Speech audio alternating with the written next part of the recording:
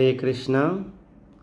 আসরিক গুণাবলী সম্বন্ধে ভগবান শ্রীমদ্ ভগবদ্গীতায় 16 অধ্যায় 4 নম্বর শ্লোকে তিনি বলেছেন, দম্ভ দর্প অভিমানশ্চ ক্রুধ পারুষ্য মেবচ অজ্ঞানম চ অভিজাতস্য পার্থ সম্পদম আসরিম।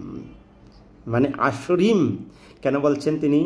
হে পার্থ, দম্ভ, দর্প, অভিমান, ক্রোধ এবং ক্রূরতা, ও সেই অবিবেক, এই সমস্ত সম্পদ আসরিক ভাবাপূর্ণ ব্যক্তিদের লাভ হয়।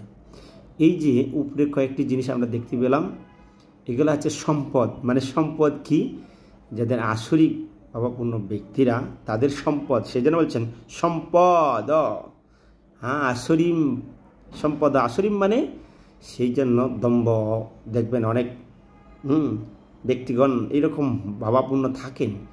তো ভগবান বলছেন ওদের এই সমস্ত গুণাবলী সম্বন্ধে, যাদের ভিতরে এই গুণ আছে, এইগুলো দেখতে পাবেন, তাহলে আমরা ধরতে পারি তিনি হচ্ছেন আসরিক ভাবাপূর্ণ। তা আসরিক ভাবাপূর্ণ মানে যারা অত্যন্ত শক্তিশালী, মানে অত্যন্ত দম্ভ দর্পহারী, যা বড় বড় অসুরদেরকে বলা হয়, আসরিক ভাবাপূর্ণ।